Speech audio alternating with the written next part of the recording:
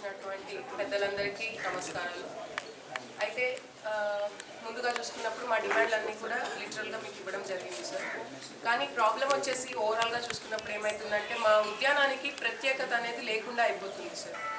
ఎందుకంటే పై అధికారులు కేసీఆర్ సార్ లెవెల్లో ఉద్యానానికి పెద్దపీట వేస్తున్నామన్న ఉద్దేశంతోనే ఉన్నారు. కానీ ఈ మధ్యవర్తులుగా ఉన్న మినిస్టర్లు కానివ్వండి, కమిషనర్లు కానివ్వండి, దాన్ని ఒక మంచిగా ఉద్యానాన్ని అమలు చేయడంలో ఒక కీలక పాత్ర పోషించలేకపోతున్నారు అనేది మా అందరికీ ఉన్న వ్యక్తిగత అనుభవం అన్నమాట.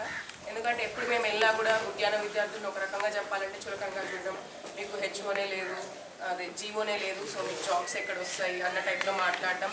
అదే కాకుండా మరి ఇట్లా ధర్నాలు చేస్తున్నాం, దిగుతున్నాం అన్న టైంలో పేపర్ యాడ్లు ఇవ్వడం, ఇట్లా పోస్టులు ఉన్నాయని.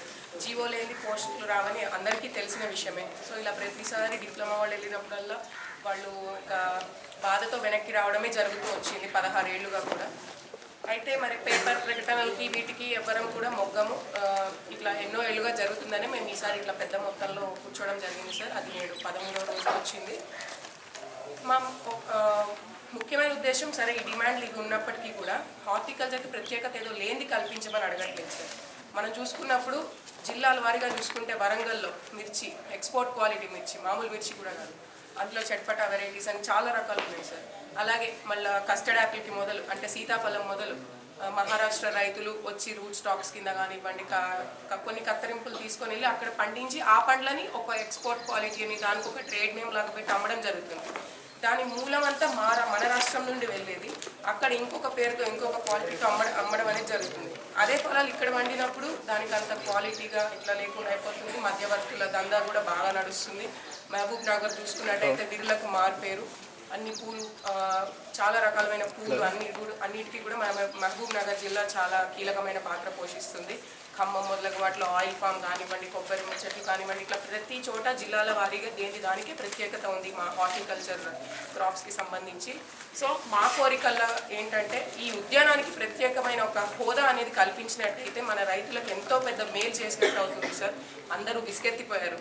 అగ్రికల్చర్ చేయలేక కొంతమంది భూములు వదులుకొని ఇటువైపు చేస్తున్నారు. అదే ఉట్టిగా కొన్ని కొబ్బరి మొక్కలు లేకపోతే ఆయిల్ పామ్ మొక్కలు వేసేస్తే అది ఎమ్మటే దాని రిజల్ట్ లేకపోయినా కొన్ని ఏళ్ల తర్వాత అయినా సరే దాని నుంచి అద్భుతమైన ఫలితాలు అనేవి పొందుతాం సార్. అందుకే ఈ హార్టికల్చర్ అనేది చాలామంది దొరలకి వాళ్ళకే అయిపోతుంది. అందుకే కేసీఆర్ సార్ లెవెల్లో ఫామ్ హౌస్లకు కానివ్వండి, ఇంకా డబ్బులు నావాళ్ళు కానివ్వండి అట్లనే అయిపోతుంది తప్ప పేదల వరకు మాత్రం చేరట్లేదు. అది చేయాలంటే కేవలం మా యొక్క ఉద్యాన విస్తరణ అధికారుల వల్ల కానివ్వండి, అలాగే ఉద్యాన అధికారుల వల్ల కానివ్వండి మాత్రమే జరుగుతుంది.